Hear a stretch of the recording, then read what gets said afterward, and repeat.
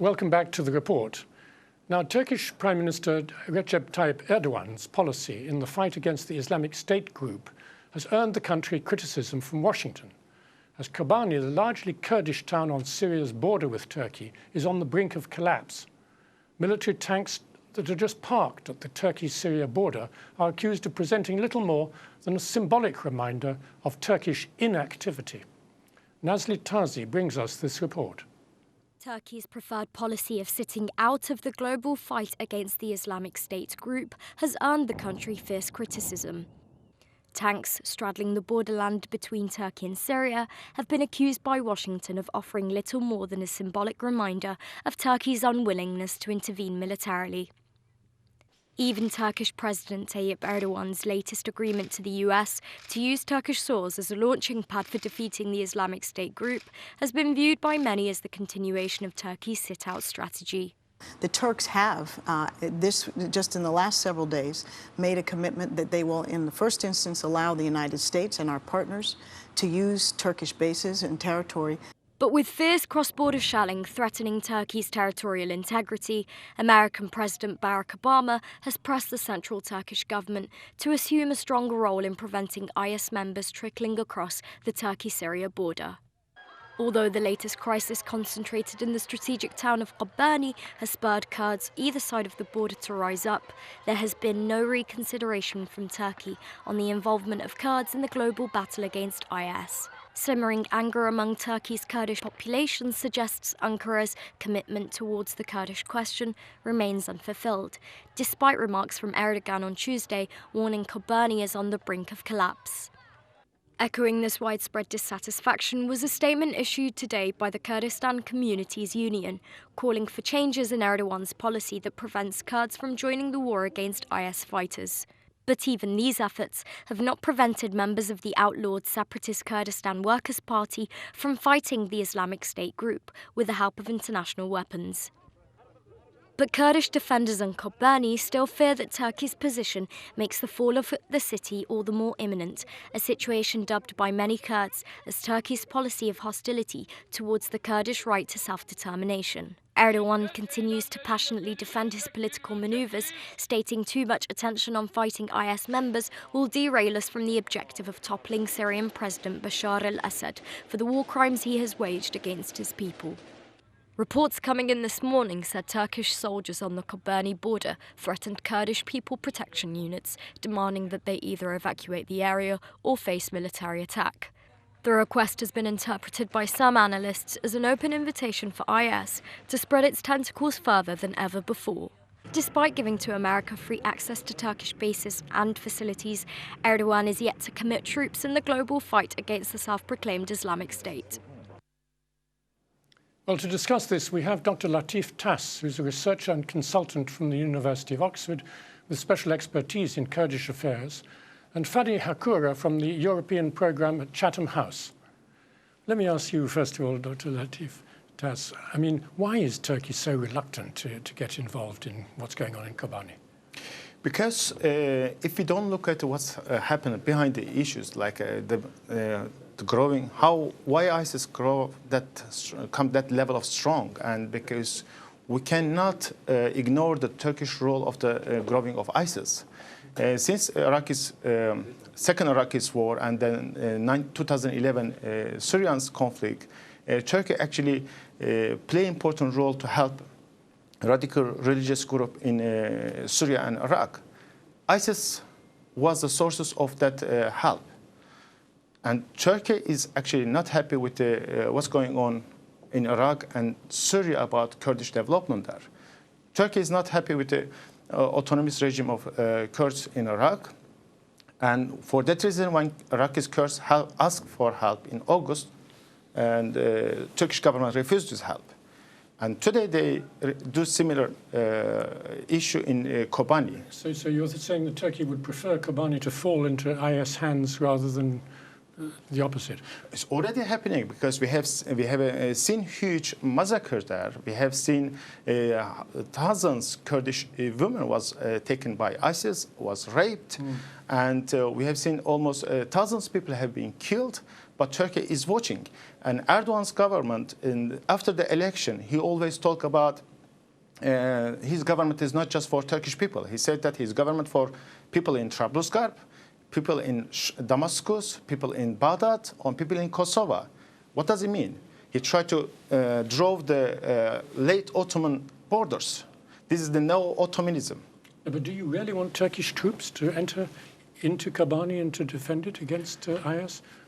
Kurds actually in Kobani, they don't want Turkish troops to enter that, but they don't want also Turkish to help ISIS as well, to open the border, Islamist jihadists, radical Islamic fascists from the Europe to use Turkish border to go to help there. We know that in March there was a talk between Turkish foreign minister and also Turkish intelligence service. More than 2,000 trucks of heavy weapons was sent to Syria to these jihadis. And also we know that there is a claim that also Turkish has helped them with the tanks, with heavy weaponry. Kurdish groups, they actually defend their places during the daytime. They stop ISIS during the daytime, but we don't know what's going on during the nighttime to help. And suddenly ISIS, following, they come back with strongly. And there's a huge claim that Turkey actually directly helping ISIS using as a proxy war against Kurds. Let me put these points to Fadi Hakura. Do you agree that Turkey is really basically helping IS and ignoring the Kurds problem?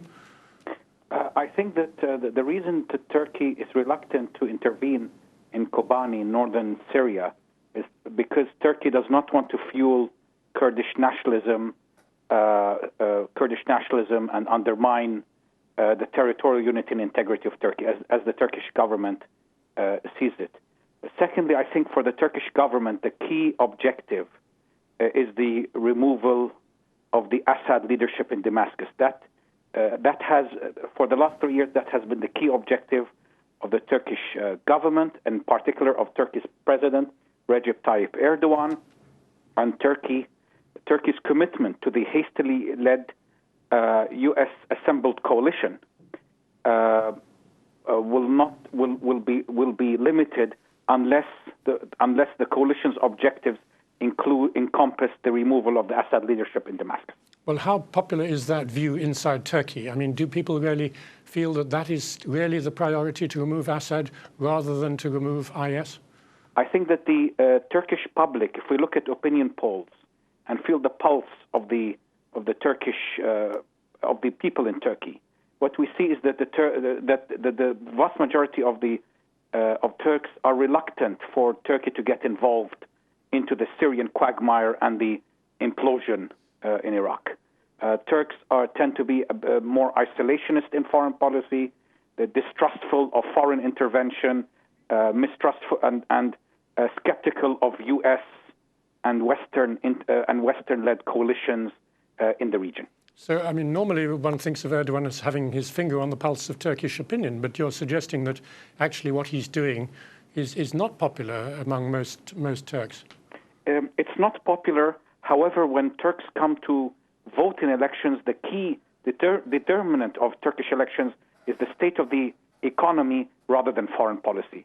The only time that foreign policy may have an impact on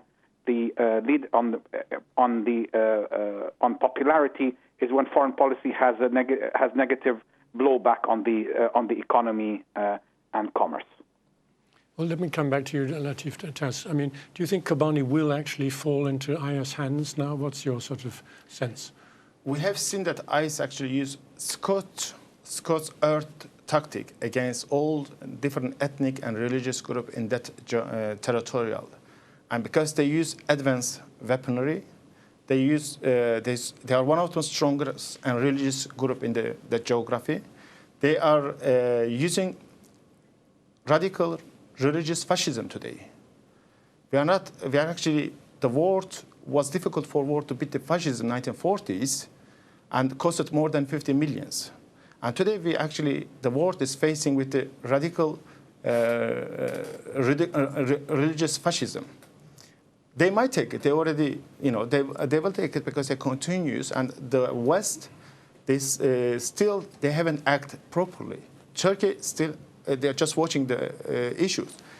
If like in Warsaw and Stalingrad 1940s, if the world didn't, don't act, don't help the people, then this area, not just Kobani, actually the main ISIS to target Turkey, to target Western, and actually that reason Erdogan government, one of them, the weakest part of his foreign policy, he doesn't understand this development, and he doesn't read foreign policy carefully. Exactly similar mistake was made by late Ottoman Empire governments. All right, thank you for that. I just want to give a final chance to Fadi Hakura.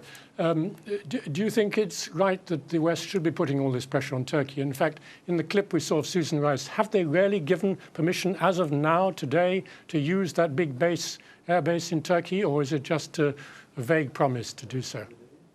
Well, the United States itself declared that Turkey gave permission for the use of the air base, in particular Incirlik, which is the U.S.